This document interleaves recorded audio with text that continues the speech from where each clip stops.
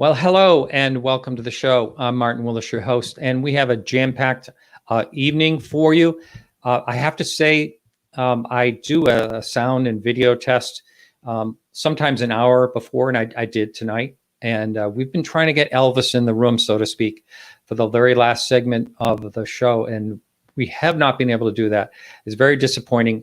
He's away somewhere and was trying to get on his phone. We couldn't get it to work. We tried the entire hour. So that left me a little time to prepare for a lot of the show. But I want to tell you in the beginning, we do have a clip that I pre-recorded just about an hour and a half ago with Anthony Lappé, and he's the executive producer of the History Channel's Unidentified. And we're going to be talking about that again, that's just a 5-minute segment. And then after that, for about 90 minutes or so, we have, or less, a little less than that, we have Carey and Don Schmitt. They're going to be talking about their latest book, Roswell, The Ultimate Cold Case, Eyewitness Testimony and Evidence of Contact and the Cover-Up. And we all know that's one thing is certain. There was a cover-up, and we can talk about that. But that definitely, there was, the story has changed many times with the Air Force. And so we'll talk about that as well. And so the very last half hour, I was going to have Elvis for fun. I was going to have Elvis, and his real name is George Thomas. But Elvis did actually go under the cover of John Burroughs, which I think that's kind of funny because we all know John Burroughs from the Rendlesham Forest. So that's the character he plays in this really funny film called Elvis from Outer Space, which actually premieres this evening, July 7th. And speaking of July 7th, happy birthday, Donna. I just wanted to throw that out there. So we're going to have Tracy Wuischpard, and hopefully, if George Thomas can get everything working, we will see him too. So New Zealand UFOs, the 1909 airship the airship wave is the name of our latest blog by Charles Lear. Check that out on podcastufo.com. And thank you all who support the show. Anyone can do that.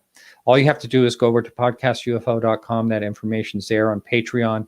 So also check out our Facebook page. It's all linked right there.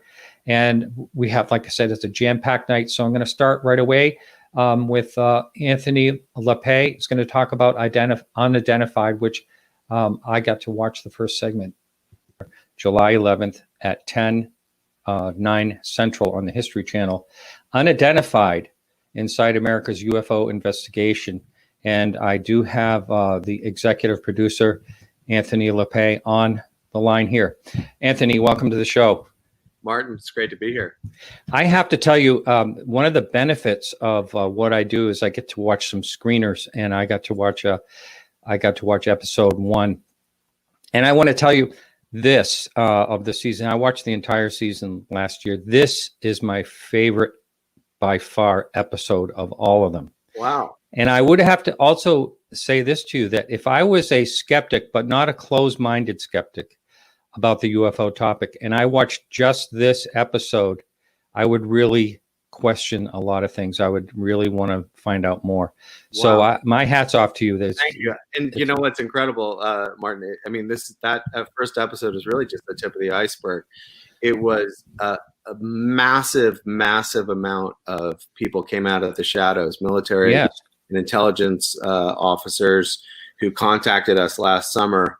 And I spent most of the summer sifting through these emails, thousands of them, and then really digging in to, kind of culled them down to a core group of about 50. And then we reached out and then we got them down to about 20. Just these stories, they go back all the way to the Vietnam era. But all the way up to the present, and they're fascinating, and I think they're stories that have never been told before. So I think they're really going to open people's eyes to really what we're looking at were patterns that have been seen and identified by Elizondo. Right. No, it's really good. And the 5 observables, as he says.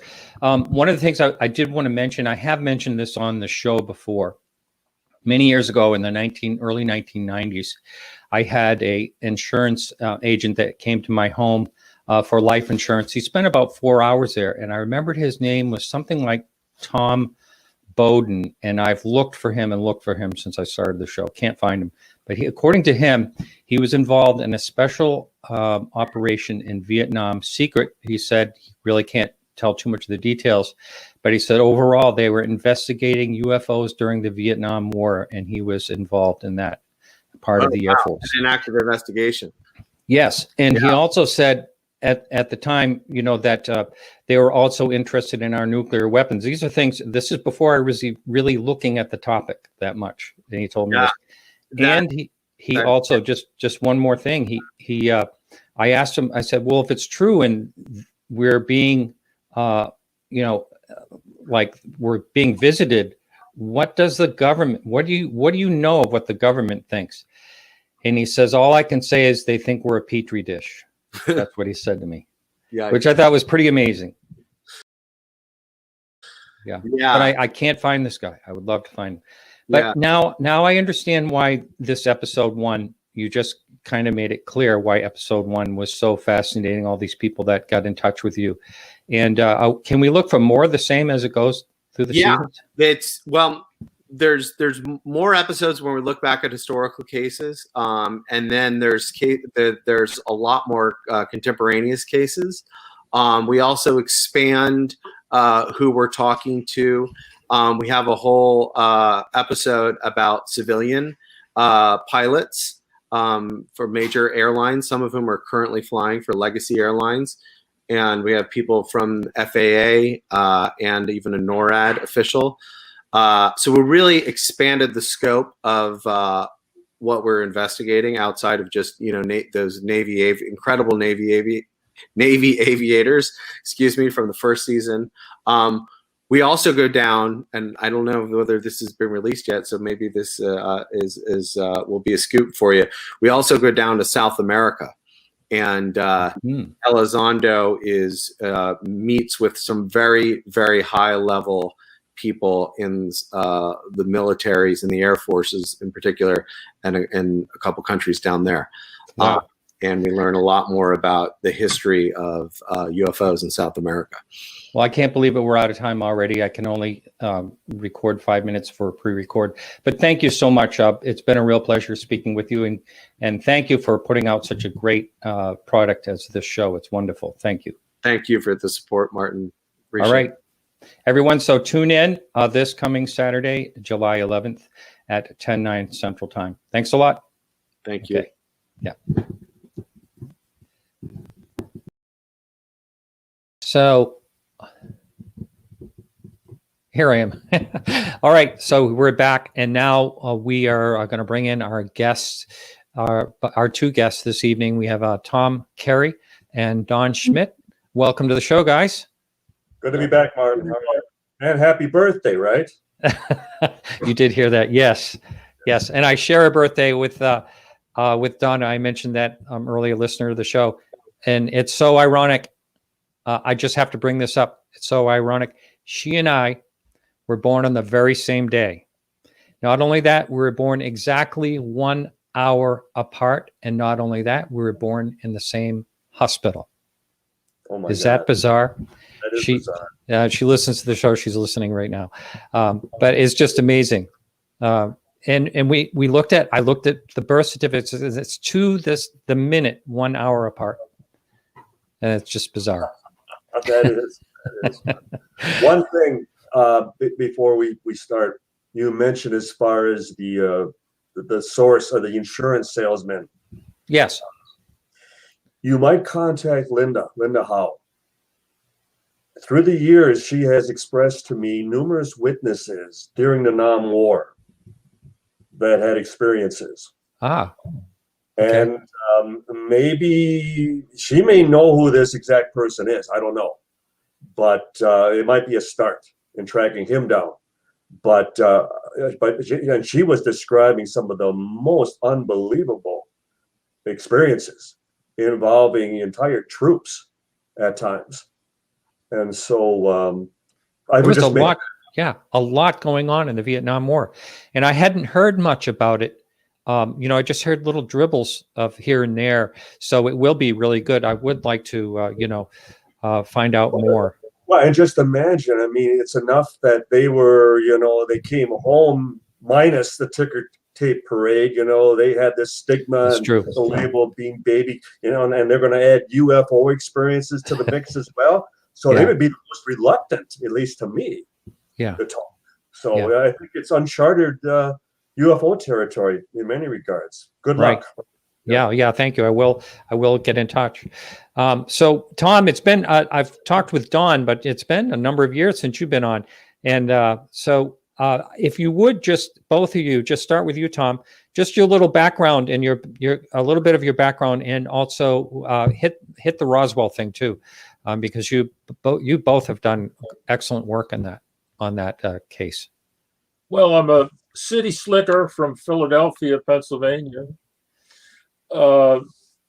Graduated from Temple University and was in the Air Force with a top secret clearance, top secret crypto. Got a master's degree in anthropology from Cal State Sacramento and spent 4 years at the University of Toronto in a PhD program. Got interested in the Roswell case in 1980 when I read the first book, The Roswell Incident. And I had always been interested in UFOs, but when I read the Roswell Incident, it just blew me away. And it became mainly the topic as far as UFOs faded behind the bright light of Roswell. And so along about 1991, I had joined QFOS, the Center for UFO Studies. And there were these two fellows, Kevin Randall and Don Schmitt, who were reopening the Roswell case. Since 1980, there hadn't been much after that. But these two fellows were reopening the Roswell case, and I found that very interesting. So one of the features of the case was this group of archaeologists who had stumbled upon the crashed or the downed craft, and they were allegedly from the University of Pennsylvania in Philadelphia, where I was living.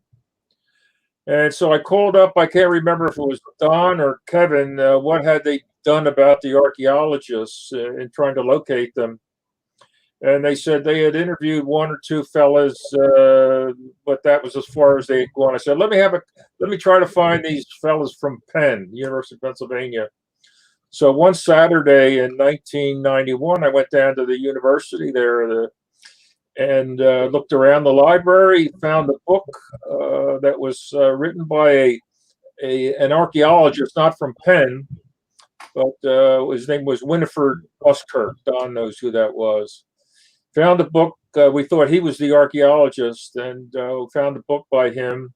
I also interviewed two Penn archaeologists, one of whom I believe was at the crash site, John Cotter, famous archaeologist. And that's how I got involved in the case. And so long about 1998, and I more or less was an adjunct contributor to their investigation at that point. But in 1998, I was by that time a member of QFOS, the board of directors in Chicago, and most of the researchers up until that point had left the field in 1997 after that famous 50th anniversary year. Most of the books were written that year, and most of the researchers had left the field. But Don came down from Wisconsin, gave us a little talk, and he said, I'm going to go to Roswell next month, which was May of 1998. Does anybody want to go with me? And one fellow put up his hand. He said, who will remain nameless. He said, it's 50-50. It's 50-50. Now, you know, when somebody tells you it's 50-50, that's a no, right? That's a no. So I put up my hand. I said, Don, I'll go with you. And that we've been a team ever since 2020, I don't know, what, 1990, 23 years. And 7 books together we've written. Yeah. Yeah. Yeah. What we call him Mr. 50-50 chose to go 50-50. Hey, well, before Don, I'm going to have you do a little recap as well, just for the first time listeners, so that we do get a lot of first time listeners. But one thing I just want to throw out to both of you, either one of you can answer, and that is a lot of times, I'm sure you've noticed this, when the story of Roswell is portrayed in a film or talked about, there's always they always seem to make it sound like it was always known. But Roswell went dark for many, many years, basically from 1947 until 1980, if that's correct, somewhere around there. What is it? 78. So all those years, Roswell was dormant. And a lot of films and things like that will get that wrong. They'll have like, oh yeah, that happened in Roswell or something like that, in a different time period, like it was always known about it, but it wasn't always known about. No. Yeah. No, you're absolutely correct about that. And thank God for the late Major Jesse Marcel when he broke his oath of security in 1978, and he had been diagnosed with terminal emphysema. And Jess, up to that point, he basically was the patsy. He was the fall guy. He was the one that was ordered to pose with the substituted weather balloon, going up the chain of command in General Roger Ramey's office at Carswell Army Airfield.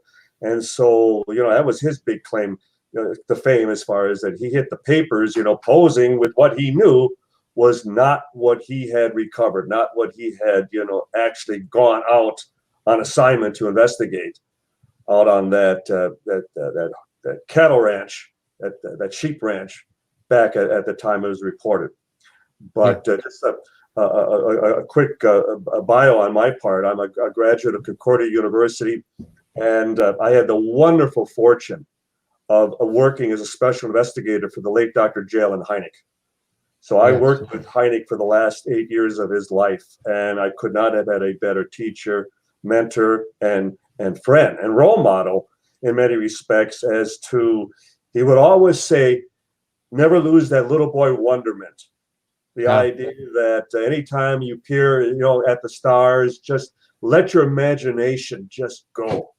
Wow. Because, everybody else is looking for loose change on the ground, and we're the ones that, are still stargazing, thinking, I wave, maybe somebody's waving back at me from, 100 light years away.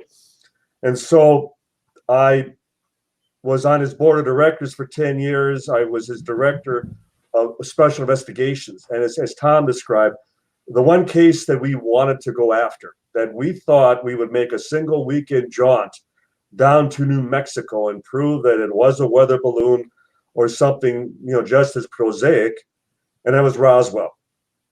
And so in that February of '89, Kevin Randall and myself, and mind you, neither one of us had even read the Moore Berlitz book, Roswell Incident.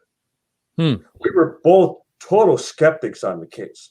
Yeah. As I said, we thought, for the fact that this had resurfaced after all these years, and the book really didn't catch my eye at the time, as well as Kevin. And we made that first trip. And by the time we were ready to head home, we were ready to come back, because we had actually started talking to first-hand witnesses who had handled the genuine article, the real material. And one by one, we realized, there were consistencies, there were patterns, there was a genuineness to that type of people down in that area of the country. Not only the civilians, the ranchers, the hired hands from 1947, but then once we started talking to the military, and they're describing the exact same event. And that's what really, drove us as far as forward, the fact that these people, if they're reading from the same script, it was a military event, and yet it was shared with the civilians. Well, I defy any debunker, any skeptic to show me where that has ever been the case before, where they wouldn't just maintain complete control of the event, and that if not for the civilians involved, we would have never learned about this. And as a result, we have this overlapping.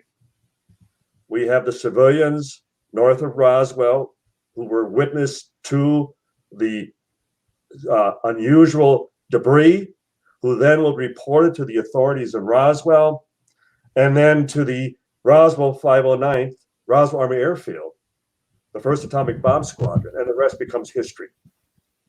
Because to date, as Tom and I have continued to state, we have interviewed over 600 people, either directly or indirectly involved with what transpired back at that time. And down to a man, woman, and child, military, civilian, media, going up the chain of command all the way to Washington. The politicians who were involved, for example, they all are reading from the same text. They all are describing the same event. And that in itself makes Roswell amazing, because as we all know, 10 people witness a car accident, you have 10 different versions. This was truly something profound. It was something that left this indelible impression on their very psyches. And as a result, up to the time they passed away, and we're just about, Undertaker has won as far as the final witnesses as we speak. Yeah. But up to that deathbed testimony, describing something truly extraordinary, something that was from off the planet. Yeah. Speaking of that, so tomorrow, I think it's tomorrow. We have a little feedback here. It might be one of your volumes are up on one of your computers. So tomorrow is the 73rd anniversary of when the debris was reported, right? Wasn't it on July 8th? That famous press release, correct. Yeah.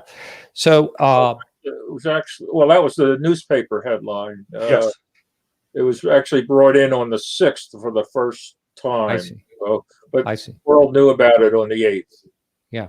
One of the arguments I've made a lot on this show was, they never had to have any press release. There was no reason for them to say the Army Air Force, or whatever they called it, has found a flying disc. There was no reason that had to be printed.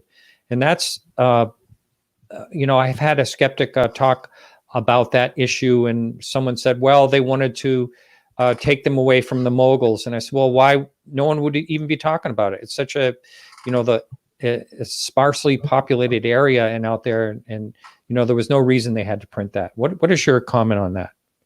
Well, sure there was. There was a lot of people in Roswell and surrounding people who were there. They got to the crash site. In those days, a lot of the ranchers, when there was a crash, it was the ranchers and their families, they all went to the crash site for souvenirs to see what happened.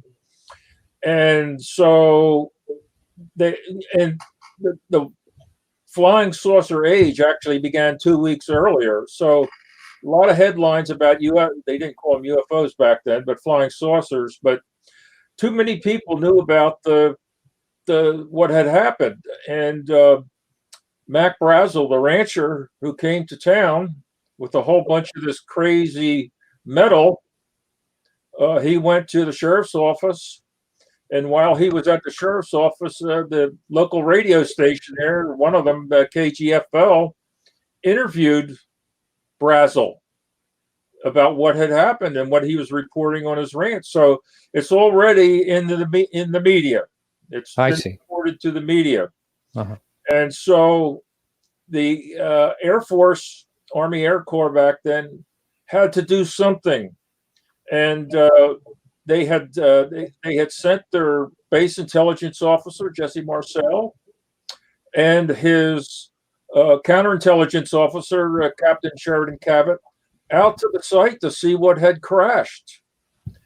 And when they got back to Roswell 2 days later, on the morning of the 8th, they had reported that, hey, this is something really happened out there. Marcel was convinced that it was a UFO. I keep saying UFO. but flying saucer. And so they figure, oh my goodness, what can we do? What should we do? So the question then becomes, who put out that headline, flying saucer captured near ranch in Roswell region? And an argument had raged for a number of years, whether it was a local faux pas by the base commander or the intelligence officer, or was it orchestrated from Washington? And our belief, and we bring this out in the book, Martin, that why this was something that was concocted in Washington. The headline that said the RAAF, that's not the Royal Air Force, it's Roswell Army Airfield, found a flying saucer. So they build up the story. And the very next day, actually that afternoon, they tear it down. Well, this was an old tactic from World War II. You know, build it up, then tear it down and make everybody feel silly for believing it in the first place. So we go into quite detail on that story, how that headline came about. So yes, they had to do something, because the story, if it got out from the media, boy, we got our hands full. It's 1938 again, the War of the Worlds. Yeah. As I mentioned earlier, 73 years ago. So does that mean that every single witness has gone at this point? We just a few weeks ago, we were taking stock of those that we're still aware of, and I think we're down to either the last 2 or 3. And it, to us, it becomes not only a very sobering situation. Tom, we lost somehow we lost Don, so you're going to have to take it from here. So he was just saying you were down to 3. We like Don said, we had interviewed over 600 witnesses, first and second hand, and we did an accounting recently. How many do we know that are still alive? And I was only aware of 1. But Don apparently has found 2 others, but we're down to like single digits. The one that I was aware of was his name is Elizar Benavides. He's in a nursing home in Roswell with Alzheimer's, and he's 94 years old. Wow. That's the only one I was aware of, Martin, but Don apparently has found 2 others, of which I'm unaware. We're also unaware, Martin, if there are other witnesses out there whom we did not interview and we're unaware of. There may be some we don't know. But of the ones that we interviewed, I'm only aware of 1, but Don just said he's aware of 3. So, wow. Yeah, so hopefully Don will come back into the studio. We'll wait, but we'll just continue on. And what actually prompted this particular book? You said you've written 7 books, and it's a very intriguing title. And so, how did this come about? It's it's just what we were talking about. We're without any witnesses on our radar right now. We've been interviewing secondhand witnesses for about 10 years, mostly. And we're even interviewing, the children and now the grandchildren, and even some of the children of the first-hand witnesses are passing away. So we thought of, oh my goodness, how many more books can we do in Roswell? We feel that we've gotten the case down to where we have the framework of what actually happened. And the witnesses that we were getting over the last 10 years, all they were doing was corroborating what we had already concluded. So we have the case. It's a witness case right now. And certainly the critics, they say, well, we need some evidence. Well, witnesses are evidence in a court of law. If they're believed, they are evidence. But what they mean is they want a piece of physical evidence. And we do not have that right now. We believe there are pieces still out there, certainly maybe in the hands of some ranchers who we hope come forward at some point, or even some of the military people who were involved in the recovery and were out at the crash site picking up these pieces of extraterrestrial handiwork. So we got the idea that how much farther can we go with just witnesses? And so if you remember, Martin, the old Jack Webb Dragnet series, yes. Yep. At the end of the show, you would have a fellow with they would hit the imprinter, and it would say Mark 7 Productions, end of show. So that got us the idea of having not a stapler, those things where you a stamp. Yeah, rubber stamp. Yeah.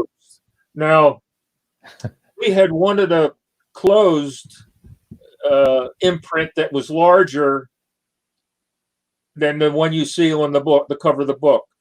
But our publisher didn't want one that big. They wanted it smaller and sort of at an angle, so maybe leaving the door open a little bit if we come up with something stupendous like a piece of physical evidence. So it's the ultimate cold case closed, but the door is still ajar if something very interesting and important comes along. We feel we've gotten the case nailed, Martin, and it took 7 books to do it.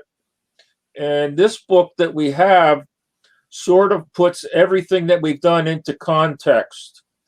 They talk about, we talk about the so-called Rashomon effect early on in the book. That's where you have an accident, an automobile accident, and you have 10 witnesses. Well, you'll get 10 different stories of the accident. That's because everybody has different life histories, and they see things through their own prism of their own life. And this is what we've done with the Roswell story, is that we've accumulated all of these witnesses and are attempting to break through the Rashomon effect and come up with the what really happened. And we believe we've done that.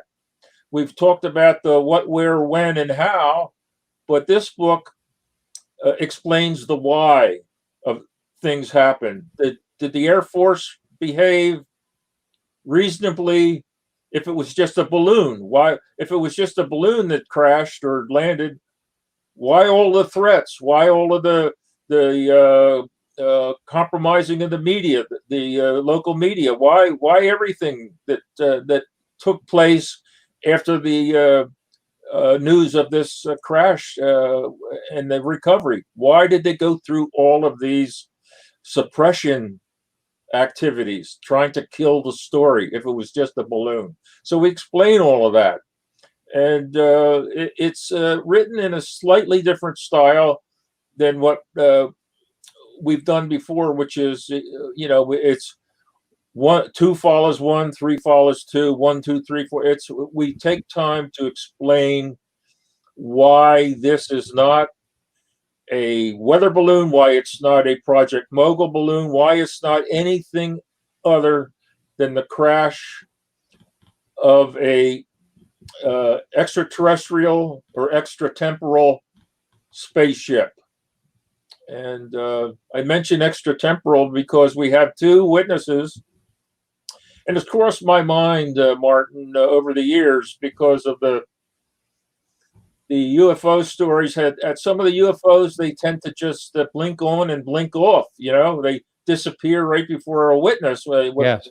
And it got to me thinking, what's going on here? Well, we have 2 witnesses in the book. They're important witnesses. It's not Farmer Jones out in the corn patch. It's one's a rocket scientist, and the other is a Navy high officer, both of whom were involved in the research of the recovered craft and bodies. And both of those witnesses say that the crash involved not an extraterrestrial craft, but an extra dimensional. One said extra dimensional, and the other said extra temporal, which to me is like time travelers. Huh. And Wow. one of them even said that his speculation was that the bodies that were recovered were us in the future. Yeah. There's Dave Masterson, I believe I can't remember his name, and I talk to him often, but that's his theory, that it's what we're seeing or what people are reporting is, us from the future, way, way from the future, and how we'll evolve. We've never reported this before, but this is new information given to us by witnesses who were part of the research team at Wright-Patterson. Huh. And it was their opinion that that's what had happened. And what we found at Roswell is when they were in what they call their corporeal state, their physical state. So, and they remained there when they perished. But that was their belief. And I just report that to you as something new that's in our book that I had thought about for some time, but I thought I was the only one, so I didn't really bring it up to anybody. So, but we have two witnesses that said the same thing. Isn't that's pretty amazing? Now you hear, I'm sure I hear all the time, the skeptics' versions, but there's other versions of what people think happened at Roswell. So many different theories. I know. I'm trying to think of. Someone told me that this. I'm just trying to think who it was that just came out with a different theory of what happened at Roswell. And why do you think it's just because this has become there's so much mystique in this that all these different conspiracies just keep popping up? There's a lot of people who don't want Roswell to be true. We believe it was a craft malfunctioned in some way or was hit by a bolt of lightning and disintegrated. But we feel what was found was either, we'll say, extraterrestrial, because that's what all the witnesses, the 600 or so witnesses, every one of whom has a little piece of the story. But some of we call it the latest theory of the month. It was Joseph Stalin who sent it over, and it was something else to scare us. And some of them are just so cockamamie that it makes you wonder, that some of these people have a life, what was there was another one, I can't think of it now, but the Air Force themselves saved us a lot of trouble, but we had already done the research that it wasn't a V-2 rocket that had crashed. It wasn't the latest military jet. It wasn't the Bell X-1 that was breaking the sound barrier at that time. We had researched all of those, and even the Air Force in 1994, when they did they reopened their so-called research into the Roswell case, they had also eliminated all of these things. They said, and it came down to two things that the Roswell crash could have represented. One was it was either the crash of an extraterrestrial spaceship or this Project Mogul device that they finally latched onto. And so it was one or the other. And we believe it was based on witnesses totaling over 600, all saying the same thing or parts of that same story. Or it was this Project Mogul device, which just, once you look at it, it falls apart like a cheap suit, Martin. And but that's the Air Force position today. They don't want to talk about Roswell anymore, because when the trotted out the, you can say strange metal. Oh, that's part of a new alloy that we developed for our fighter jets or something like that. But you couldn't explain away the little bodies, 3.5 to 4 feet tall with large heads. And you can't explain them away. So what they did was on 1997, just as the 50th anniversary weekend was approaching, they released a monograph titled "Roswell Case Closed," almost like our book. Although their book was it was really something. Because the original study that they did in '94, which talked about Project Mogul, was what had crashed. They didn't address the little bodies with the big heads in that work. So in 1997, they produced another monograph, Roswell Case Closed, where they discussed the little bodies with the large heads that people reported finding and seeing. And it was really strange. It was so bad, the explanation at the press conference, that the press they were howling with laughter at the Air Force officer who was briefing the press. And he got so flustered, he basically said, "Well, that's all I'm going to say. I'm out of here." It was so bad. And what it was that they said that these little 3.5 foot tall beings with large heads, what they were really looking at were dime store mannequins that the Air Force was using 10 years later in the 1950s in these high altitude parachute drop tests from 100,000 feet. They didn't want to test humans because they might get killed. So they would drop these dime store mannequins and test the parachutes that way. And we know for a fact from one of the officers who was involved in that when these mannequins hit the ground, they didn't stay together. They just splattered all over the place. And this is not what was described. Yeah. The other thing was, what was the other thing? Oh yes.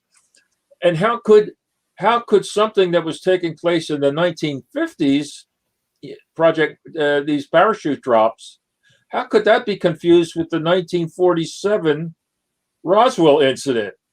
Well, the Air Force, and this is where the press really started howling. It seems that it only affects pro-Roswell witnesses. If you're anti-Roswell, it doesn't affect you. But if you're pro-Roswell, it affects you. These witnesses reporting these bodies, what they were doing is they were actually reporting these dime store mannequins, but they got the time frame all mixed up due to something called time compression, which only seems to afflict pro-Roswell people. And by that, it means the older you get, and I guess all of these people who saw the bodies out in the desert, hiking out in the desert, were in their 80s or 90s or something. But as you get older, you tend to lose track of time, and your time frame starts compressing. Well, I don't know about you, Martin, but it hasn't happened to me, because, and I'm sure you do the same thing, is that when something happens, the way you can tell when it was is, okay, where were you at that time? Were you in high school? Were you in college? What songs were popular? Who were you dating? It was things like that. That establishes in your mind the proper time frame. But apparently these witnesses that saw these bodies, they didn't have any of that. And the time frame just got all out of whack and compressed. And that's how the Air Force explains how these dime store mannequins became the little... Oh, also, these mannequins were 6 feet tall. They looked European, and they were dressed in Air Force flight suits. So that was too much for the press that day, and they couldn't stop laughing. And that was the last press conference, to my knowledge, that the Air Force ever had about Roswell. Yeah, yeah, it's pretty interesting, and of course, the president said something recently, but he wouldn't give any details on. He knows something interesting, and I don't know if that was some type of ploy or what. Well, we may not know what he knows. Let me just ask you this: Do you happen to text back and forth with Don? And if do you? Do I what? Do you and Don happen to send texts back and forth to each other? Text messages? Yeah. No. Oh, okay. All right. Because I don't know why he's not coming back in the studio. I've been sending him emails. I just don't understand. I never send a text message in my life. Well, that settles that. Okay. Well, all right. Well, hopefully Don will try to enter the studio again. I don't know what happened. This happened to me. We were doing Larry King Live. And I was in the hangar at Roswell. It was like 110 degrees in there. It was a very hot day. And I was sitting in the hangar, and Larry King had asked me a question, and I answered it.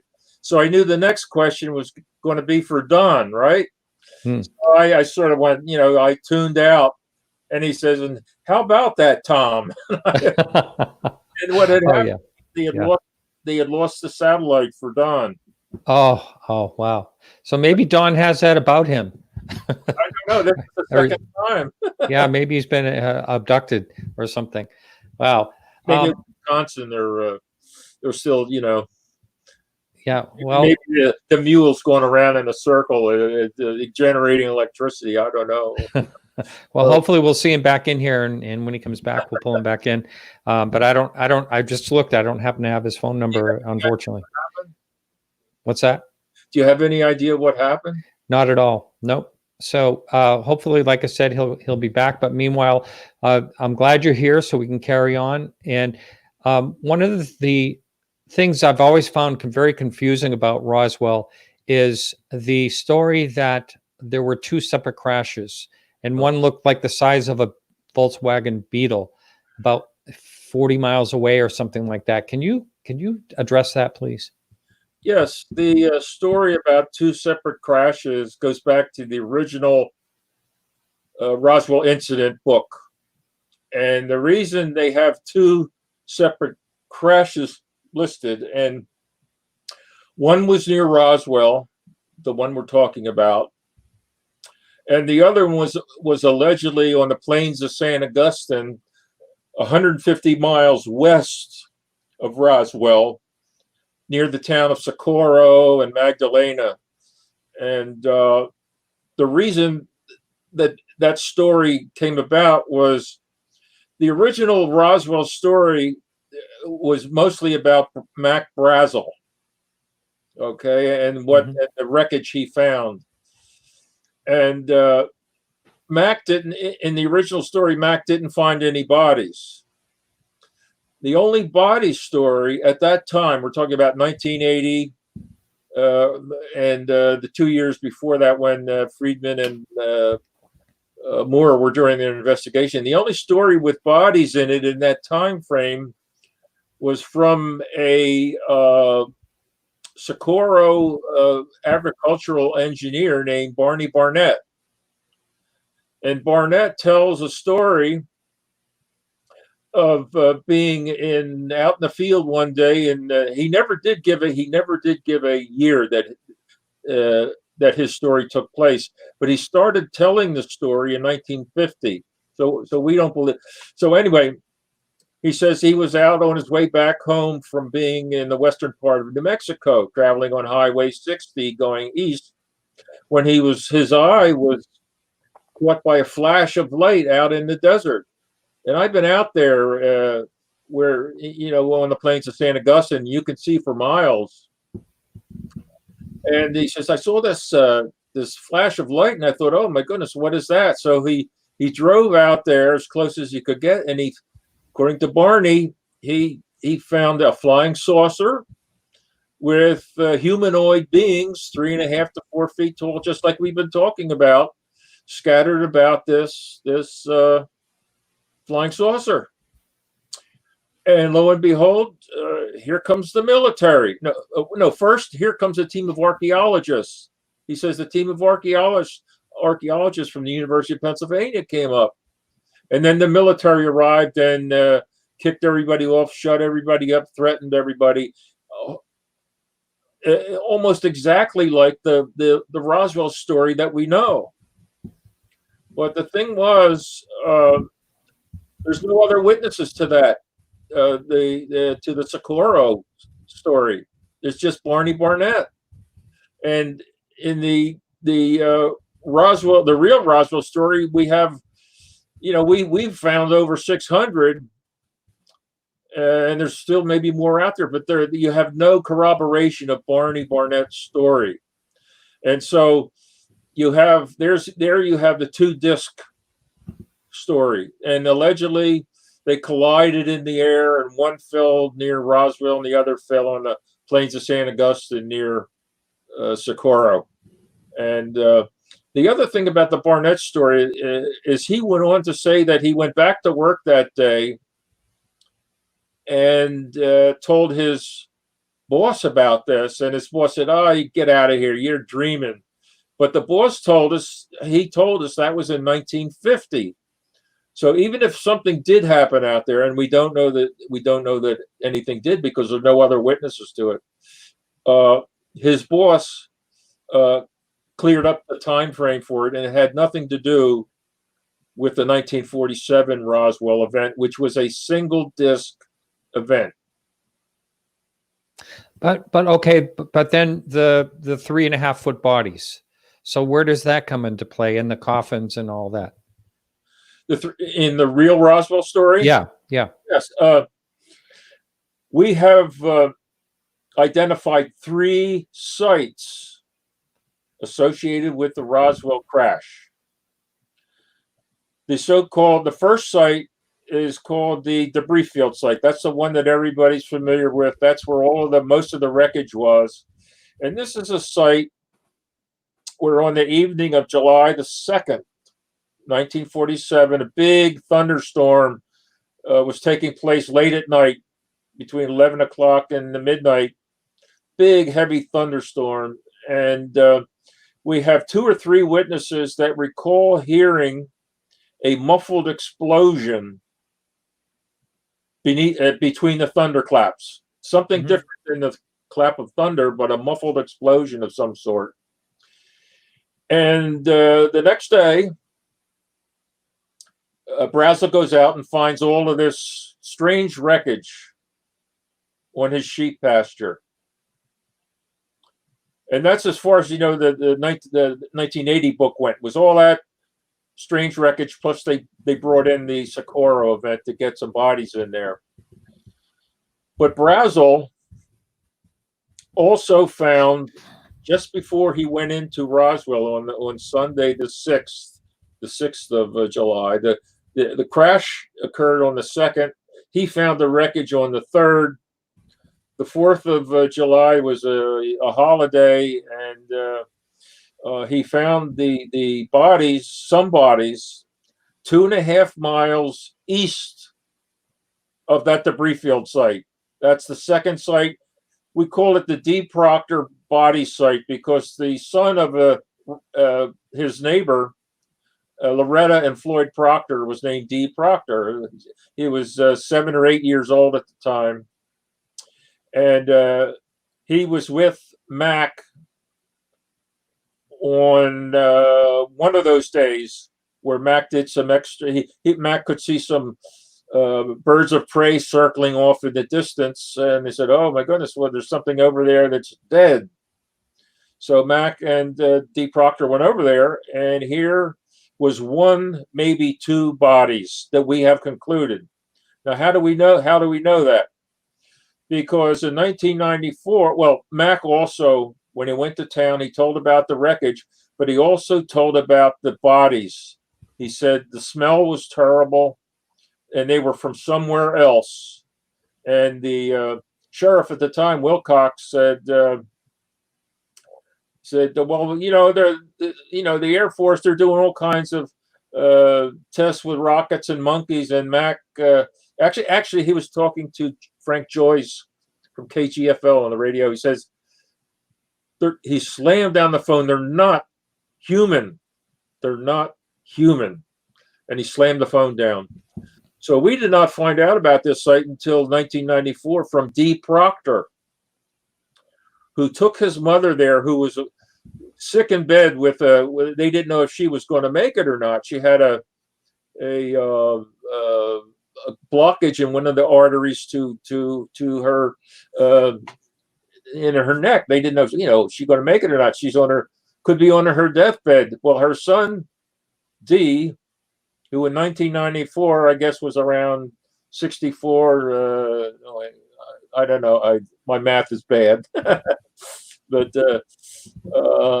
he says, "Mom, I got to take you somewhere." He comes in, "Mom, I got to take you somewhere." So he bundles her up, plops her in his pickup, and they bounce out to the desert. Now she's on her deathbed, right? I got to show you this. I got to show you this. So they drive up to this low bluff. I've been on it. This low bluff about 2.5 miles east of the debris field site. And he said, "Mom, this is where Mac found something else." Now, what could that something else be that would prompt the son to pack up his deathbed mother, put her in a pickup, and drive out to the desert with her, and it's rough out there. I've been out there several times. Yeah, absolutely. We Wow. have concluded that when the ship exploded, it was struck by lightning, or it was an inner explosion of some sort that blew the craft apart. The inner cabin, or some sort of device that several crew members were in, they were saved, but the crew members who were not in this inner cabin were thrown out when the ship exploded and came to their death on this low bluff that D. Proctor in 1994 was taking his mother to. And she ultimately took us there and said, "Here's where D found something." Well, did he tell you what it was? And all he said, "This is where Mac found something else." Well, a little more wreckage is not going to, be a big deal. But we concluded that it was two bodies, and so that's the second site.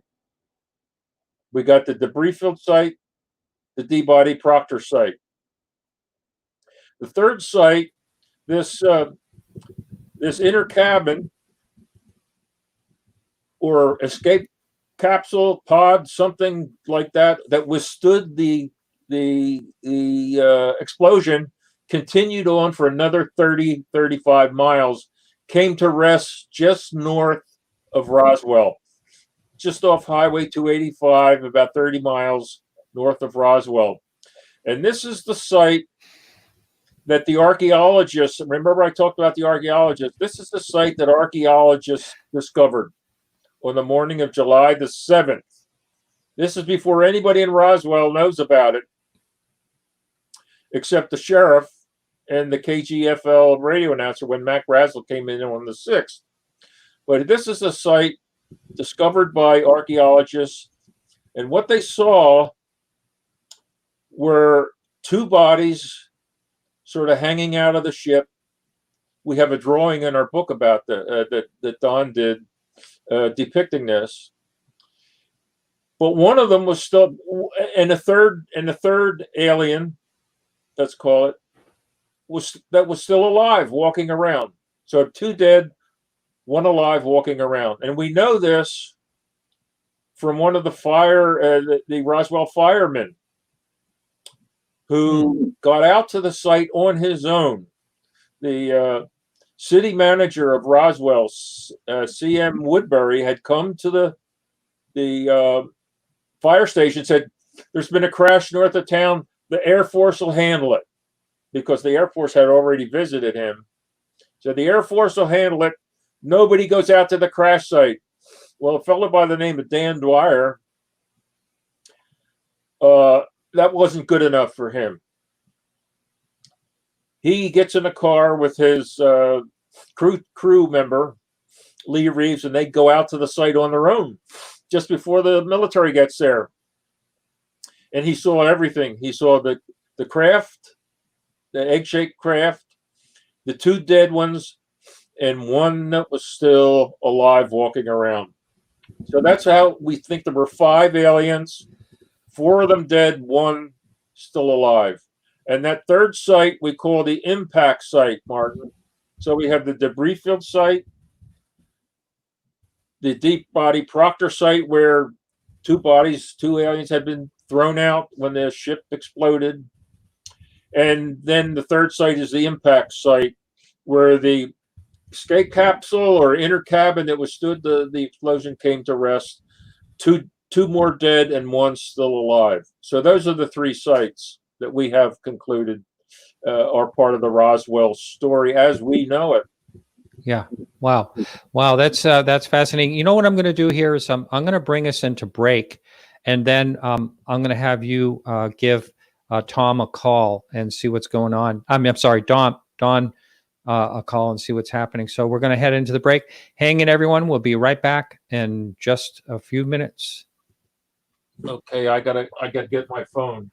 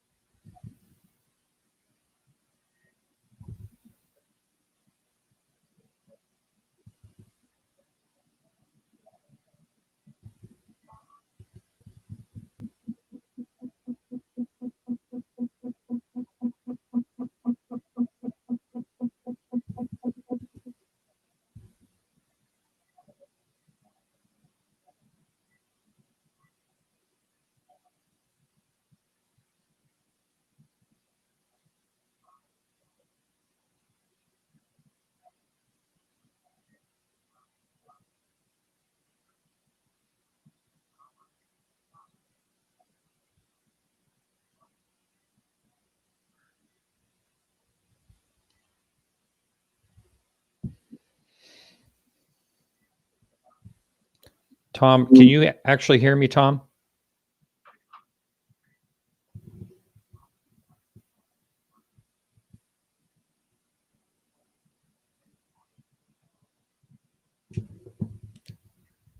Well, I know this is the YouTube break, but I might as well talk. Oh, here we go.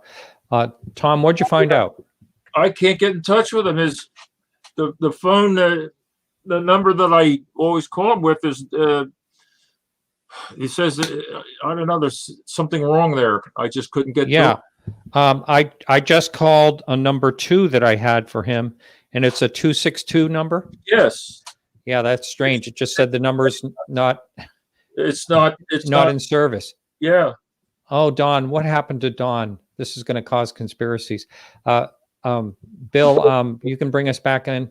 We have no idea what's going on with Don. All right, let me just take out a commercial here. Gentlemen, we will be back in about 1 minute. All right. So on YouTube, I do want to just say just a couple things while everyone is waiting. That I've actually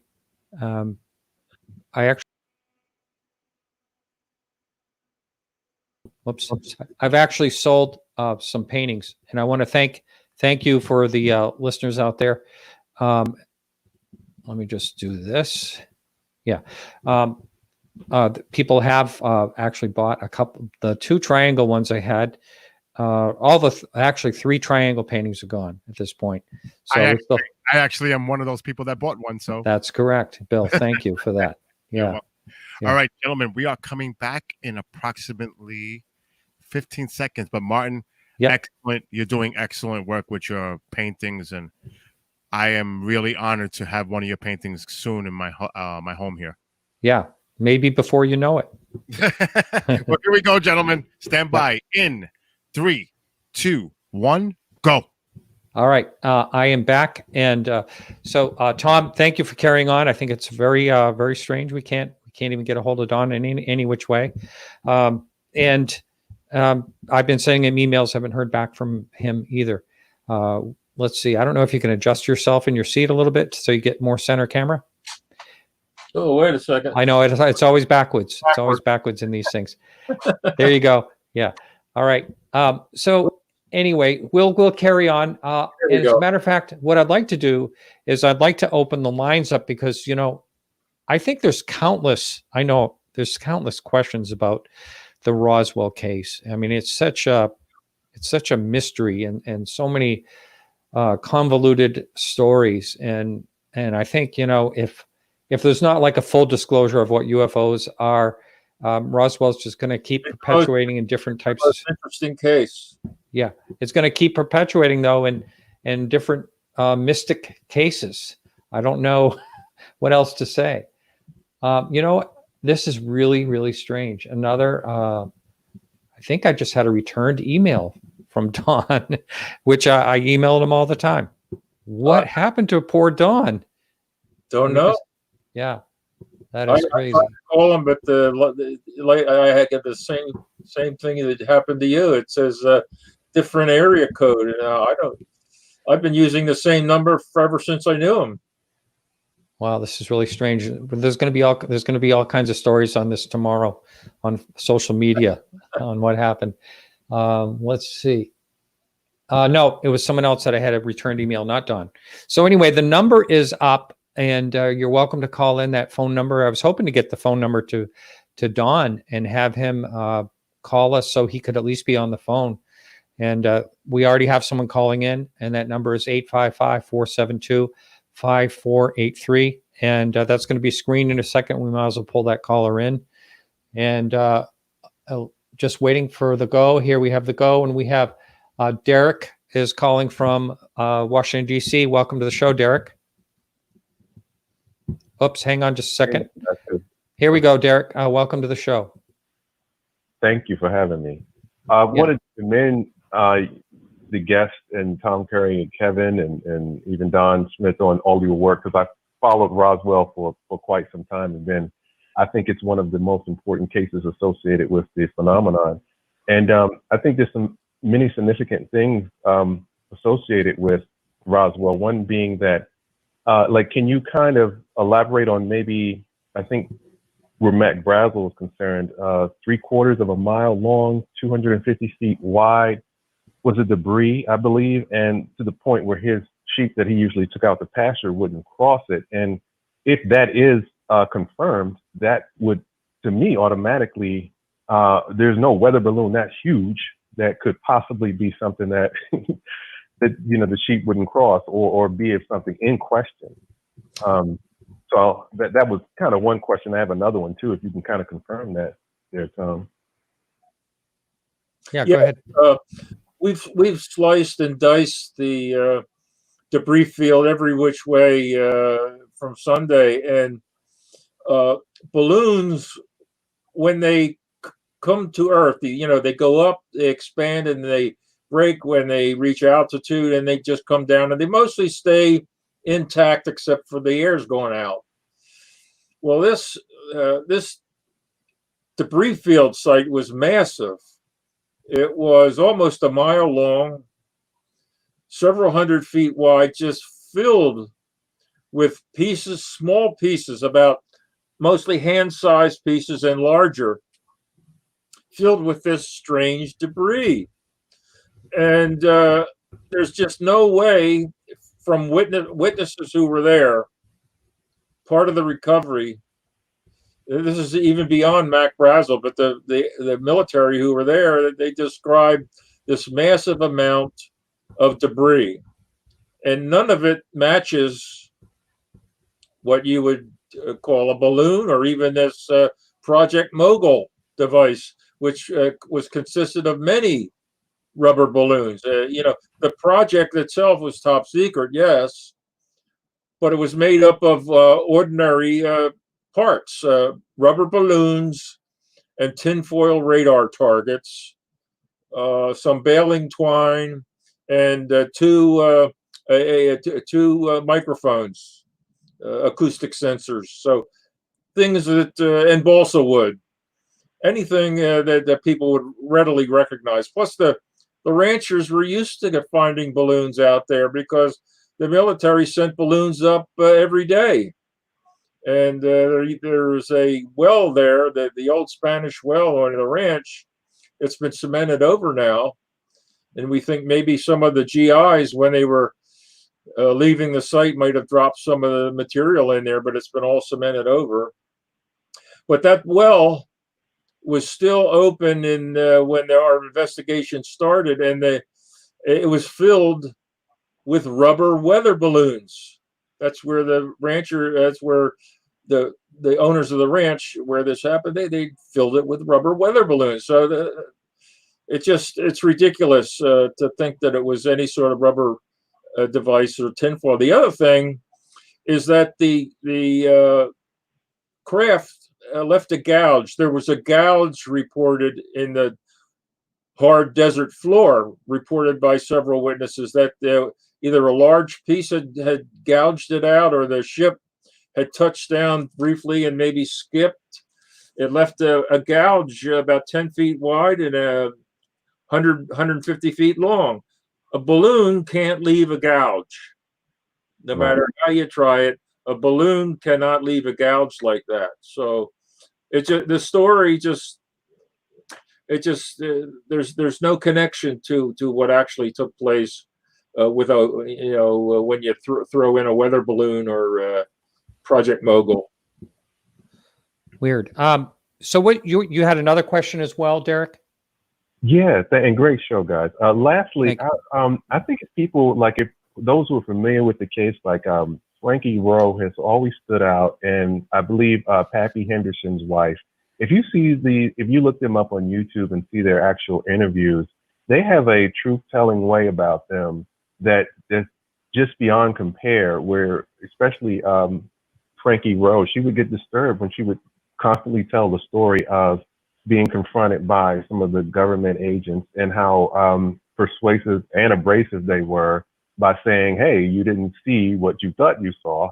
And that's something to me that was outstanding too, because independently, everybody seemed to have that same story that you hear today, where a lot of the relevant cases pertaining to UFOs are concerned. And to me, I just think that's extremely credible.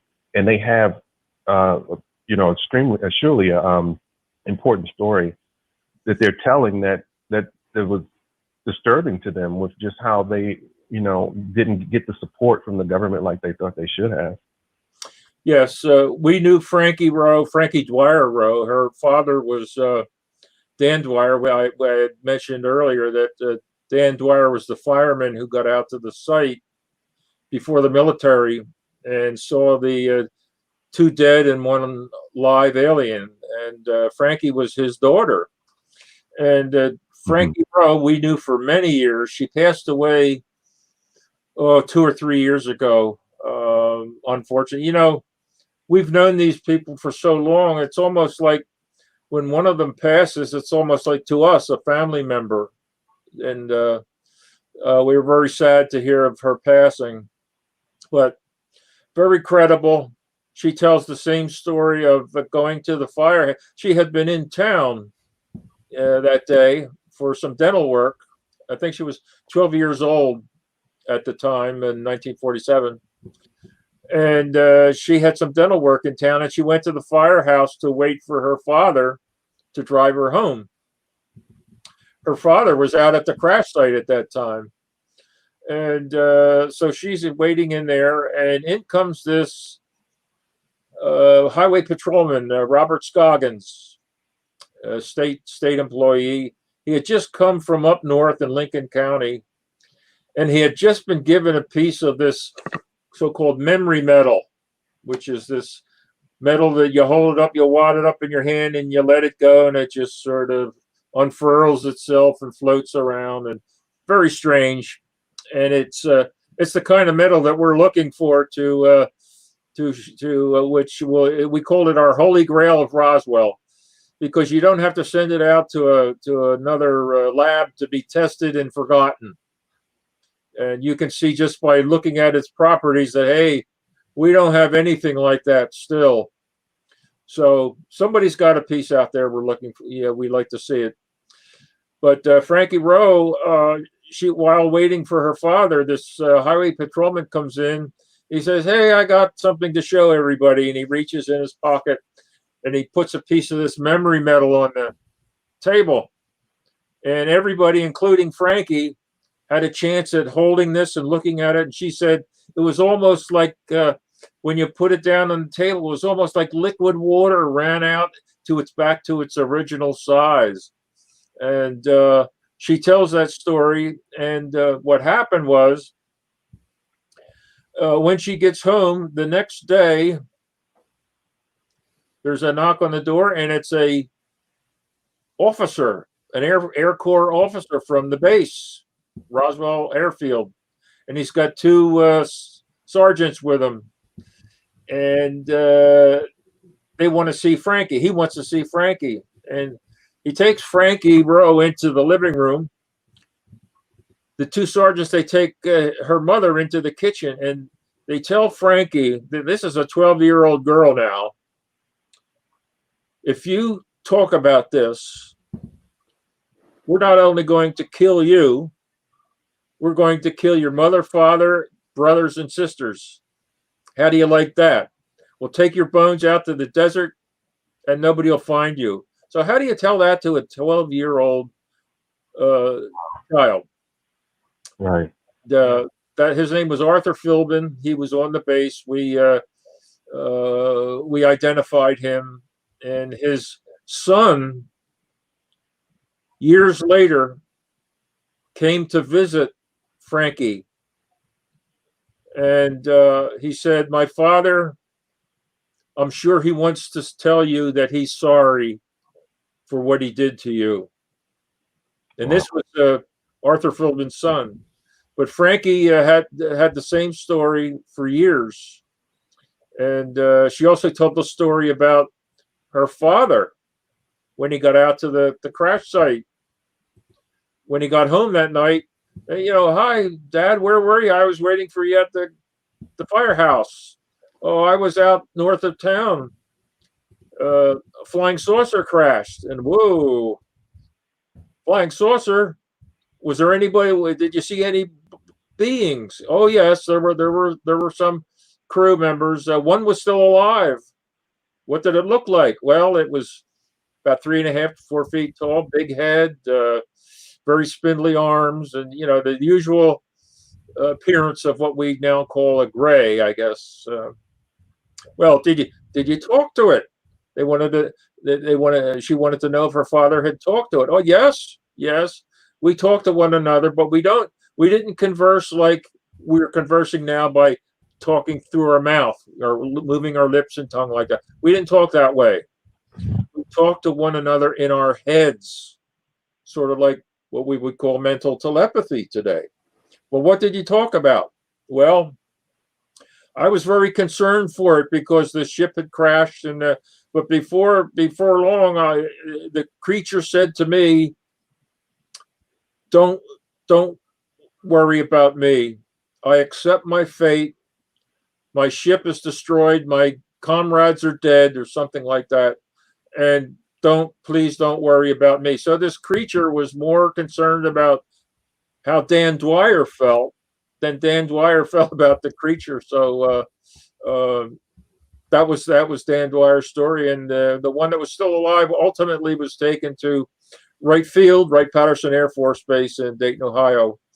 And when it expired, we have several stories about, that it only lasted a few days, it lasted a few years. We don't know. But wow. Hey, I'm sorry, we got another caller and we're kind of running shy of time. We only have 4 minutes left. Sure. So thanks. Thank you, Derek, for the call. I appreciate it. Thank you, guys. Excellent show. Bye-bye. Thank you. just a real quick answer to this, Tom, before I bring in the next caller. Do you think that there is somewhere out there, there are a lot of pictures of the crash, the original crash site? Absolutely. Yeah. Absolutely. All right. I I thought so. I thought so. We have the Mark calling from the UK. Hopefully, Tom will be able to see that someday. Mark, welcome to the show. Great. Thank you very much. Evening, Martin. Evening, Tom. We're running tight on time, Mark. So if you could get right to your question. Yeah, sure. I wanted to get Tom's take on the witness Jerry Anderson, who initially claimed to come across I think what he referred to as a third crash site, and just his thoughts on that. I'll take the answer off there. Thanks very much. Thank you. I appreciate it, Mark. Martin, can you? I couldn't follow that. Oh no, he's gone. I thought he said Anderson's talking about a third crash site. I didn't catch. Third crash. Well, have you heard that theory? Well, we talked about 3 sites. Oh, okay. All right. But this is someone else's theory. I thought he said Anderson, but I didn't catch the name. I thought he said Carey Anderson. I don't know what Carey Anderson. Oh, okay. All right. Well, we have 3 minutes left, and our other guests should be coming in. But when all said and done, do you think that the full story of Roswell, the correct story, do you have hope that that story will actually get out there someday? What you conclude? We Mark, we can always I forgot your friend Martin. Right? Martin, yeah. I'm sorry. That's all right. We can always hope, but as far as disclosure, I don't know. And certainly, here's the thing, Martin, about the Roswell. There were so many violations, First Amendment violations, violations involving brutality, that it's something that would be the government would be reluctant to talk about. So we can always we're hoping for a piece of. I'll tell you what, we're hoping actually for a piece of physical evidence to really put this thing to rest, because we've got everything else. We've got everything else. What case, whether it's crime or UFOs or any historical event, has 600 witnesses that are all saying the same thing, and yet it's disputed by the intelligentsia. I mean, even every scientist will say, yes, we believe there's other intelligent life in the universe, of course. But then the divide comes when they say, oh, well, but we don't think any of it has ever gotten here. And that's where the dispute comes. We believe that at least one got here and stayed here in July of 1947. We believe we've substantiated that case beyond not only by the preponderance of evidence, but beyond a reasonable doubt. Yeah. Well, excellent. Well, hey, Tom, I need to find out what happened to Don, because I'm going to have to put that in the YouTube notes and also in the show notes, because everybody's going to be asking me tomorrow, where's Don? Where's Don? So if you would have you or Don follow up, and we want to find out what happened to him. And it's too bad, but you did a great job. I really appreciate you being on the show tonight. Thank you so much. Oh, and go ahead and repeat the title of the book and where someone can get it. We have the book is called Roswell: The Ultimate Cold Case Closed, and we also have another book that just came out called Roswell: The Chronological Pictorial, which has over 400 images in it, photographic images, and it gives the complete timeline of the Roswell case. So we have 2 current books, and we are happy that that they're out, because they say a lot, and the feedback so far has been outstanding. And excellent. Martin, for having us on. You bet. All right, Tom, you take care. You too. And hopefully Don's okay, and we'll find out. All Well, right. Could you drop me an email, and when you find out, because I couldn't get through to him either. Yeah, absolutely. All right, you take care. Thank you. All right, everyone. So I want you to watch this trailer first. Now, of course, it was mentioned earlier that it is my birthday, so I wanted to do something fun, and this is dropping tonight. This premiere of this, and it's really hysterical. I got to watch it as a screener. So check out the trailer. Here it is, and I'll be back with my guest, Tracy Wuischpard, in just a minute. Now, ladies and gentlemen. Okay then, I'll tell you how I met Elvis.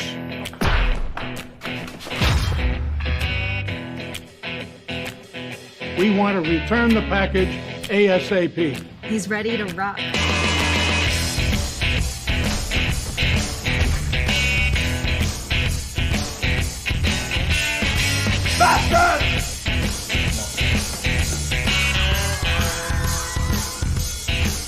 It wasn't just another Elvis contest.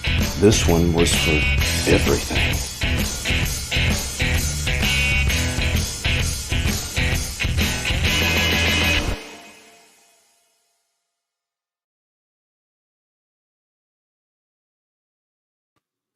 All right, fun stuff. Welcome to the show, Tracy. Hi, Martin. How you doing? Good. Hey, listen, I have tried to get the message to George to call our call-in number at least so he can be part of this. And I'm wondering, I'm going to put it up on the screen, and I'm wondering if you could just, someone's calling now. We may be onto it. Let's just see. Does the first part of his area code begin with a 7? I'm not sure. Let me take a look. All right. Well, anyway, he's going to be screened, whoever it is on there. Anyway, I want to welcome you to the show. And let's see. I want to find out what made you write this this movie. Let's see. Yep. Okay, we got him. All right. Here. Welcome to the show, George. Wait, hang on. George, welcome to the show. Thank you. I'm right here. Thank you, guys. Thank you all. Yeah. You're gonna have to back on your mic just a little bit. You're a little blasting, a little loud there. Yeah. I don't know if you have a headset for your phone, but anyway, George, I got to tell you, and it's too bad we can't have you visual because not only are you a good-looking guy, you look a little bit like Elvis, but you're absolutely hilarious. And thank you. Yeah. So you must have had a. Thank you. Have you actually been an Elvis impersonator? No, I honestly, no offense to anyone, but I strongly dislike that word. I'm just an entertainer. I'm really an actor who, because of my pure love for Elvis, got unexpectedly, unwittingly involved in some Elvis competitions years ago. And it ended up working out for me in a way that I really wasn't expecting, and ended up getting me more and more opportunities, going on the Joan Rivers show shortly after that, and then playing Elvis on an NBC show. Wow. Recreate a lot of his very early years for NBC. It was back in the early 90s. Let me ask you this, George. Are you on a speakerphone by chance? Yeah, I have you on speaker, yeah. Yeah, please take it off speaker if you would. Okay. Yeah. Is that better? Yeah, it's much better. Yeah, it never sounds good on a speakerphone. Yeah, so I'm sorry. I hope I didn't offend you by calling you the Elvis impersonator, but no, not at all. No, I just clarify that with people. Sure, but what an excellent George, job. Yeah, go ahead, George. You've done like Elvis tribute work like over the years quite a bit, though. You're very good at it. Yeah. Yeah, but I don't want to be labeled an impersonator. The word to me is, it conjures up all the negative stereotype images, the cheesy, all the stuff that the media in general loves to poke fun at Elvis with and about. They always link the word impersonator to all that. I'm just an entertainer who's trying to embody Elvis without ever thinking I'm the guy. I'm not that. I'm just an entertainer trying to keep his music alive, and I get a lot of enjoyment out of it. I'm a huge fan. And I just want to bring a little bit of that spark, if I can, a little slice of it to an audience to keep his memory alive. But I'm a singer that happens to do a tribute to Elvis and other tributes as well. But Elvis is, of course, the one I've done the longest, and it's also the strongest. Yeah. So But if I had to give myself a label, I'm an actor first and an entertainer second. but a tribute artist rather than an impersonator. Yeah. I have someone watching Probably a tonight. better word. George, I have someone watching tonight who he started doing Elvis at something like 3 or 4 years old, and absolutely loves Elvis. So he's watching tonight. He's probably very disappointed you're not visual up there on the screen, but anyway, it's good to have you on voice. We have about, I don't know, about, just to let you know, 25 minutes or something like that. But let's going back to you, Tracy. Can you tell the audience what made you come up with this story, and have you written comedy in the past? No, actually, this movie came to me as a different movie. The producers had purchased this film and wanted to make something different out of it, and so they gave it to me and said, can you change this? Can you make it more like this and less like that? And so we cut away a whole bunch of it and made a short version of it, which they liked, but then they wanted to make it feature length.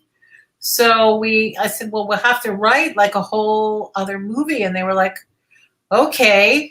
So I had been retired for a while. I was an editor before this, and kind of, intrigued by doing something. It seemed like an interesting and fun project. So we started, and we made a story that they really liked, and then we made that movie. We had to shoot new scenes. We did animation, and I really, really love writing the comedy.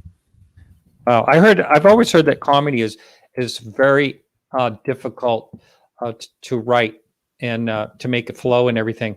Let me ask George. Did you, and I'm going to pull your picture up every time I talk to you, did you do any ad lib at all in this film?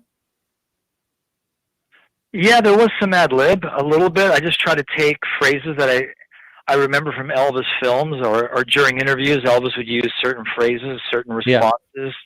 Yeah. And I tried to keep a log of that in my head and refer to it as it would apply in the scene within the given circumstances.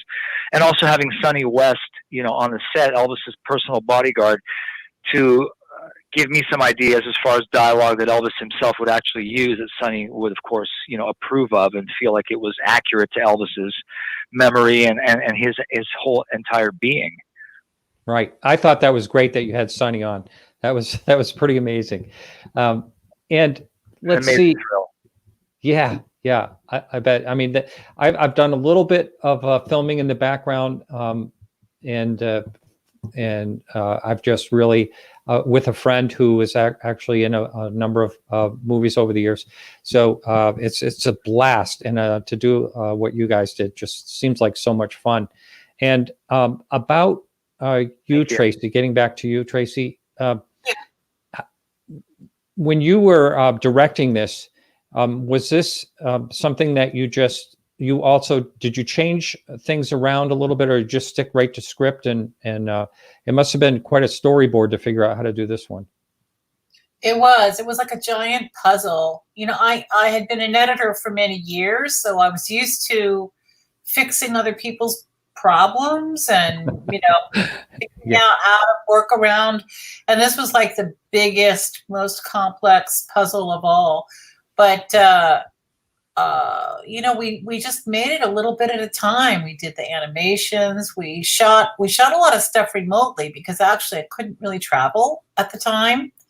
And so we got, George and, in front of a green screen in Los Angeles. And we got Barry in a green screen in a little studio in Pennsylvania. And then I would be FaceTiming on an iPad and have a PA carry my head around. And then I could give people instructions and, look at the takes and be present, but virtually present.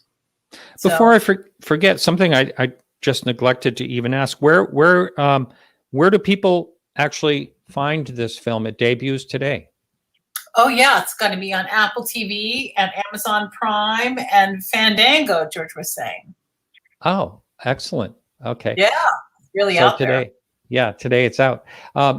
And George, I got a different picture of you. This is a better picture of you, actually. So I can see the picture. I can see it. Oh, you can actually see it. Oh, okay. Yeah. Yeah, that's great. Do you actually have some, you personally have some of his clothing? I've seen his clothing in person. It's pretty amazing. I mean, do you have things custom made for you? Yeah, I have several suits that were made over the years. The gold lame jacket from the 1950s. I've had many versions of that. Some were tailor made to me. The most recent one I bought at the Lansky Brothers store, and it's in Memphis at the Peabody Hotel downtown on Union Street, literally like a mile, not even that, down the road from Sun Studios, where Elvis first recorded and started his recording career at Sun Studios. So it's right down the street, and I bought a jacket from there. I have a couple of white jumpsuits. I have the Aloha jumpsuit, which I wore in the film. I have the fringe suit. Uh-oh. Oh. Not hearing him now. Oh, we lost you for a minute there, George. Yeah. Well, I'll bring you back. And so Tracy, when you and I met briefly a while back, I mean, when we were trying to get the whole hour there, trying to get George on, you mentioned you had a UFO sighting. So let's talk about what was that? What was that like? Years ago, when I was in college, in Pittsburgh, I was going from across Panther Hollow near Shenley Park, going to the museum from the back of Carnegie Mellon. And there are these like steam stacks there. Or there was some sort of power generating plant there. And I saw these, like there were 3 of them. And they were just tiny balls of light. Well, tiny. It's kind of hard to get the scale on them. But maybe they were like 18 inches across. And they've kind of swooped around the up and down the sides of the hollow. And then went circling up the stacks, the steam stacks or the smoke stacks.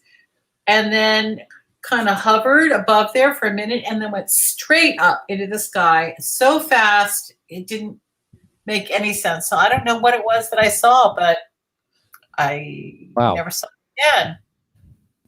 That's really amazing. I think we lost George, but yeah, that's been the story of the night. Poor George. So you're saying now there were 3 of them. Were they in unison? Did they move in unison? Well, they were, when they were swooping up and down in the hollow. Yeah, they were in unison. But then when they went around the smokestack, it was like they were, separate.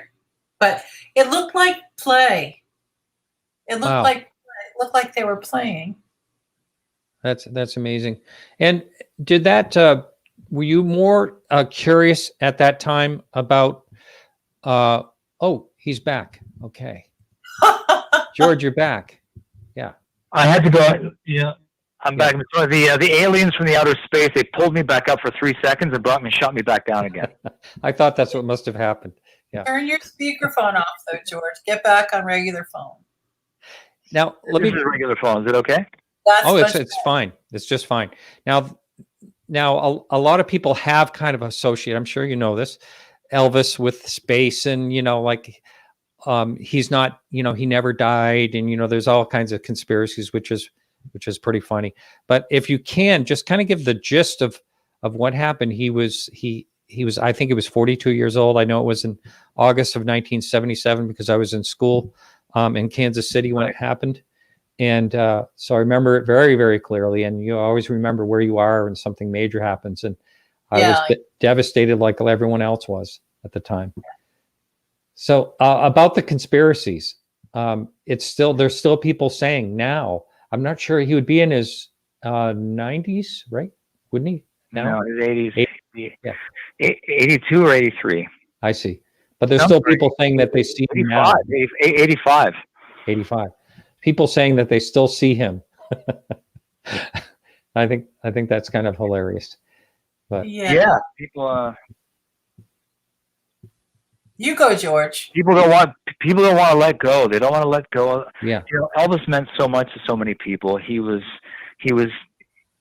taken away at 42 years of age. Right. Ridiculously young, except for Jim Morrison. I can't think of another rock icon that left so young.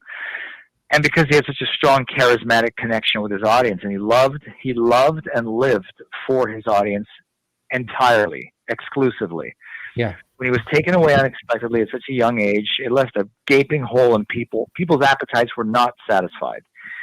And so when true. You revive the music and you re-edit concert footage and you put out DVDs and shows like Elvis the Searcher on HBO last year, it only helps to perpetuate the legacy and remind younger generations, or at least inform younger generations and remind the older generations of who and what he was, what he stood for, and how he single-handedly revolutionized music at a time when it wasn't really appropriate to do that, and he took a lot of flack for it. But again, he went so young, people just can't get enough, and anything.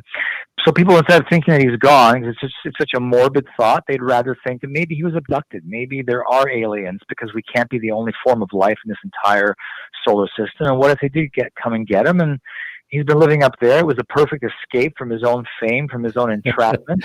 Yeah. And it's a little more cheerful of a visual than morbid death, right? So people want to grasp onto anything that seems to be a little bit more uplifting, and in his case, uplifting to the solar system in a. Yeah, that's right. It's funny. As far as I've been in the fine arts and antiques and auctions and all that all my life, and Elvis is still highly collectible. Anything to do with him. There's Marilyn Monroe and Elvis are like the two top, and Yeah. I think he's still one of the top selling musical artists in England. Yeah, amazing. Like now, currently, it's weird. Like he sells so much music there. For his short life, and Marilyn was gone young as well. And her items at auction and things like her gloves. A few years ago, I can't remember, $60,000 or something like that. They went at auction. It's amazing, and I've got to see a lot of writings from Elvis and both Elvis and Marilyn Monroe over the years for appraisal purposes. It's a lot of fun to read. Well, so, even in this day and age, Elvis tribute artists will sell out entire arenas. I'm not You're kidding. Kidding? Really? The UK. Oh yeah, I have a friend of mine that does this. He's incredible, and he's gone overseas many times with his band that is booking. He's got an entire booking company that books these shows in major arenas. They sell out anywhere between 16,000 to 20,000, 25, upwards of almost 30,000 seat arenas and outdoor stadiums in certain countries like Argentina, Madrid, Barcelona, and then all over the UK, even now. And we're talking about a tribute artist who captures every little nuance of Elvis was known for. It's not a caricature. It's not a jokey thing. He can sing. Incredible show. So people's appetites have not waned whatsoever. Yeah, which is amazing, and it makes you wonder how long that will continue. And I think, you just touched on a really good key point. I can't remember if you said HBO or whatever had a film last year, and it just keeps reviving. And the millennials and other people are going to say, "Well, who's this?" And hey, wow, that's really unique music, and exactly, yeah. And it's called The Searcher.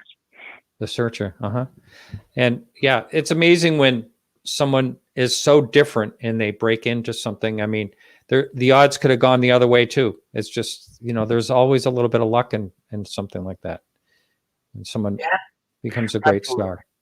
Yeah. It was the perfect storm. It was the timing in society was ready for that. Kids were hungry and thirsty for new music. They were not interested in watching, you know, the big band era music or listening to that or watching those shows and listening to that music. It was the perfect storm of the right manager finding the right talent at the right time in history that was longing for that type of change. Music change, hairstyles, fashion, everything revolutionized and changed when Elvis fused together all these different elements of his look, his wardrobe, his musical tastes, fused it all, was heavily influenced by the black rhythm and blues sounds in the South back then. Yes. And it all came together. Right. Yeah, he really was. He was a white artist who brought that black sound. And yeah, I remember hearing that. Yeah, they love the music, but you know, he made it accessible to many white audiences that wouldn't listen to black artists. There was this great story. Go ahead, George. Oh, I'm sorry. I was just saying Sam Phillips. So I got to meet when I first went to Memphis, who found Elvis. Elvis wanted to record some songs for his mom and her upcoming birthday. That's right. Sam Phillips said back then, he said his immortal words, Tracy, and you're so right on, you hit it on the head. He said, if I could just find a white guy, a white artist who can feel and sing a song like a Negro artist, I'll make $1 million. Mm-hmm. And in strolls Elvis not too long after that, strolls into his studio, and the rest was history. Yeah. Well, yeah, he was certainly iconic. I don't know if either one of you ever heard the story of him just walking up to the White House to see, I think it was Nixon or someone. He just like knocked on the door and they let him in. Yeah. To see the president. Yeah. It took some convincing, but him and Sonny West and Jerry Schilling made that happen. Yeah. Sonny told me the story. It's incredible. Yeah, that must have been fun spending some time with him. George, I got to ask you, Tracy mentioned that she had a UFO sighting. Have you ever had one? And if not, what is your thoughts on the topic of that subject?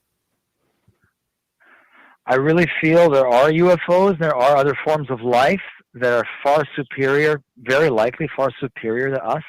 They could come from a different time, a different dimension, through a different portal. I don't really know. I'm just basing it on whatever information I've seen, heard, and gathered on my own, plus intuition, and just a sense that it has to be very likely the case. I don't think I've ever seen one blatantly in front of me that I was sure beyond a shadow of a doubt that it was a UFO or some sort of an alien sighting, but something fleeting in the skies here and there, but it was so fleeting and so brief, I really couldn't say it was that. But there's too much pointing into in the direction that there's got to be truth to this. It can't just be some fantasy or something you see in movies. Yeah, well, I think you expressed it very well, actually, because you know a lot of people that don't really look into the topic, like myself and others. A lot of people don't have quite that open mind. And you mentioned the different variations it could be. I think that's after I've been doing this show for almost 9 years, I still have to agree to you. I don't know what they are, but I know that enough people have reported them over the years that without any explanation available, which just makes the whole thing fascinating to me, keeps me going. Yeah. Oh, without a doubt. Yeah, I completely agree with you. Yeah, there's too much pointing in that direction. Well, I don't know what I saw exactly, but when I did tell my friend about it, he said, "Never speak of this to anyone." Yes. Well, you know, that's I got to tell you, that's really? Yeah. That's, there was this thing called there was this panel in 1953 called the Robertson panel, and they met and they basically tried to figure out a way to make UFOs taboo. And basically that's where the whole ridicule factor comes from. You know, you must be crazy, little green men, tinfoil hats, all that stuff. But I mentioned in the very first part of this show tonight, there's a new the second season of it, Unidentified, on the History Channel is coming out this Saturday, and I got to watch the screener of it. And I'm telling you, if anyone watches that doesn't believe in, you know, that UFOs could be happening, you probably would change your mind in that one episode. It's just the military people involved, you know, decorated soldiers and military that have actually witnessed these strange things happening. And one of them looks very much like what is known in 2004 as the Tic Tac UFO at the USS Nimitz. Yes, I think You've heard that's about that? Yeah. I think that's what I saw. They were like that. And they moved in that kind of weird way where they could move really fast and then stop. Yeah. That's, so, that's why I was just kind of like, I don't know what this is, but I've never seen anything move like that. right. Well, going back to the Vietnam War, I don't want to give too much of a spoiler of what's coming out, but going back to that, they're talking about something moving at 5,000 and 6,000 miles an hour and taking a sudden right angle turn. How do you explain something like that? Yeah. Wow. Yeah. It's beyond explanation, but yeah, there you go. Well, I was at Carnegie Mellon where they have an amazing world-class robotics lab there. So at the time I was like, is this something that the engineering students are doing? Like, is this some kind of robot or something, that people are playing with at night but it just didn't make any sense the way it moved. And I don't even know if they were really doing that back then. That was like before 1980. Yeah. Well, that's a lot of speculation. People will say, well, it could be military, it could be something experimental. But when you're talking about that period of time and it never being used in, say, warfare, for instance, or other leaks or something like that, it's pretty hard to actually believe it could carry on that long. So we have just a couple minutes left here, or just about a minute or so. And again, you say this, and it's called Elvis from Outer Space. Do I have that right? Yes. Elvis from Outer Space. Yes. Yeah. And so you can catch that. And here is on YouTube. You can see this, and it's a riot. I suggest you watch it. It's a lot of fun. The film is on Apple TV and Amazon Prime and Fandango. Excellent. And all right. iTunes. Also on iTunes. Oh, on iTunes. Yeah. I know a lot of the movies are heading over that way. Well, I want to thank you both, and I wish you great success. Thanks so much for joining the show. Thanks for having us. It was great. Thanks so much for having us, and we really appreciate the time. And I think people really enjoy this. It keeps Elvis's memory. It pays a lot of respect to Elvis's his spirit, his being, his essence. At the same time, giving a lot of entertainment, great music, fun characters.